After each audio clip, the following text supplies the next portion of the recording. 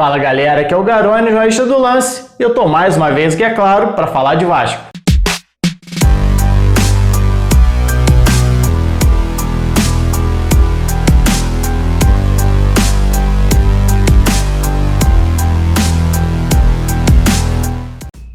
Vocês pediram para eu fazer a análise do Valência e eu dei aquela refugada. Falei, pera aí galera, espera mais um pouco, deixe se tornar oficial que eu analiso. Logo depois apareceu o nome do Jefferson Monteiro, outro equatoriano sendo especulado pelo Vasco. Eu falei, calma galera, deixa se tornar oficial que eu faço a análise. Aí apareceu Latif Blessing, um ganês de 23 anos de idade que atua pelo Los Angeles FC, time dos Estados Unidos, como um possível reforço do Vasco para a temporada 2020. Aí não teve como. Eu também fiquei curioso, assim como você com certeza ficou curioso para saber quem é Latif Blessing, como ele atua, se é lateral, se é meia, se é ponta e principalmente quais as principais características desse jogador, tanto físicas quanto técnicas. E eu obviamente fui atrás de algumas informações dele, assisti 4 jogos completos dele, um de 2018, 2 de 2019 e um de 2020. Fui atrás das estatísticas, a diferença em relação ao posicionamento dele, como ele foi quando jogou como lateral, como ele foi quando jogou como ponta e como foi o desempenho dele jogando como meia. E eu vou trazer isso para vocês aqui. Mas antes, é claro, faço convite para quem está passando aqui pela primeira vez para se inscrever no canal para não perder os próximos vídeos, ativar o sininho, até quem já é inscrito aqui no canal, lembrar de ativar o sininho para não perder. Deixa o like também, que isso é importante demais para esse vídeo chegar para mais pessoas, e deixa o comentário. O que você achou dessa possível contratação, ou talvez já até uma contratação, não sei quando que esse vídeo vai ao ar ou quando você vai assistir, mas deixa aqui nos comentários a sua opinião sobre o Latif Blessing. Mas bora lá, vamos falar desse ganês que pode se tornar o segundo africano a atuar com a camisa do Vasco. O primeiro foi o Abubakar lá em 2008, nigeriano, não teve grande sucesso e agora tem essa possibilidade de um outro jogador vindo da África vestir a camisa vascaína. E claro, essa não é uma análise simples de se fazer, por vários motivos. Não é um jogador que a gente acompanha no dia a dia. Uma coisa eu fazia aqui um comentário sobre Jean Mota,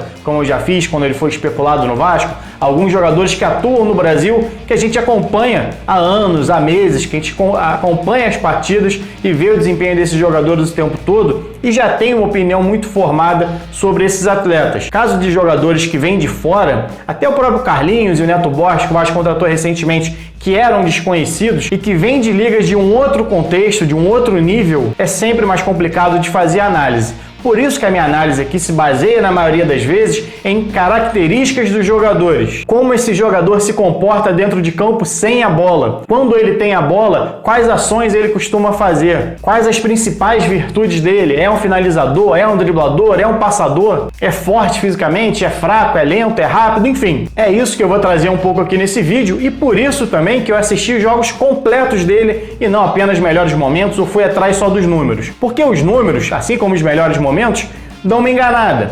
Os números, na verdade, mostram as ações com bola do jogador. E isso significa 1 minuto e meio por partida, o que ele faz durante o curto período em que ele tem a posse de bola. Já o jogo completo te dá a chance de você analisar os 88 minutos, 89 minutos que ele joga sem a bola. E isso, inclusive, foi uma das coisas que mais me chamaram a atenção no Blessing. É um jogador de velocidade, isso muita gente já deve ter visto, já deve ter comentado, e muito em cima do fato dele ser um ponta ou ter sido um ponta em diversos momentos. Na verdade, em 2018, quando ele chegou no Los Angeles, ele atuava apenas como ponta. Até o mapa de calor aqui mostra exatamente isso, como é que mudou o posicionamento dele ao longo dos anos. Em 2018, que é esse mapinha aqui de baixo, ele jogava praticamente só aberto pelos lados. Em 2019, ele passou a fazer algumas funções mais de meio campo, em alguns momentos jogando até um pouco mais centralizado. Se a gente for pensar no 4-2-3-1, ele em alguns momentos sendo camisa 10, em outros momentos sendo também o primeiro volante, fazendo a saída de bola, ajudando na sustentação para fazer a transição para o ataque. E já em 2020 a gente vê o mapa dele muito mais voltado para o lado direito, que foi quando ele fez algumas atuações, tanto como meia direita ou interior pela direita, que seria mais ou menos o que faz hoje o Marco Júnior dentro do Vasco, e também como lateral direito, que é a função hoje do Pikachu. E por que é importante a gente analisar analisar o jogo inteiro e as ações dele sem a bola, que é exatamente nesse momento que a gente nota que o Blessing não é só um velocista com a bola nos pés. Principalmente atuando como meia, ele era um dos principais responsáveis por pressionar a saída de bola adversária. Mesmo tendo apenas 1,65 m, que é a altura do Lucas Santos, inclusive os dois se assemelham um pouco até na forma de correr, ele é hoje o segundo maior ladrão de bolas da Major League Soccer e o 15º em interceptações. Ou seja, não é um jogador que fisicamente é forte, não é um jogador alto, mas é um jogador de muita velocidade, não só para carregar a bola, mas para pressionar o adversário. Inclusive o Los Angeles joga dessa forma, marcando muito alto, e exatamente por isso que ele era um destaque dessa equipe. Que é um jogador de muita movimentação, que consegue fazer durante 90 minutos é manter essa intensidade. Inclusive em 2019, que foi quando ele passou a atuar como meia, ele já foi o 9º em desarmes na competição. Ou seja, não é algo casual, não é algo de uma temporada, é uma característica do jogador. E é algo, inclusive, que o Ramon busca. O Vasco, em diversos momentos, fez essa pressão alta em alguns jogos, inclusive ganhou partidas assim. Fez gol contra o São Paulo exatamente numa roubada de bola do Benítez no meio-campo. Fez gol contra o Ceará numa roubada do Benítez já na área adversária. Fez gol de contra-ataque contra o Atlético Paranaense numa roubada de bola do Thales Magno. Ou seja, o Vasco gosta de fazer essa pressão. Só que muitas vezes falta perna aos jogadores do Vasco. Então não consegue manter essa intensidade.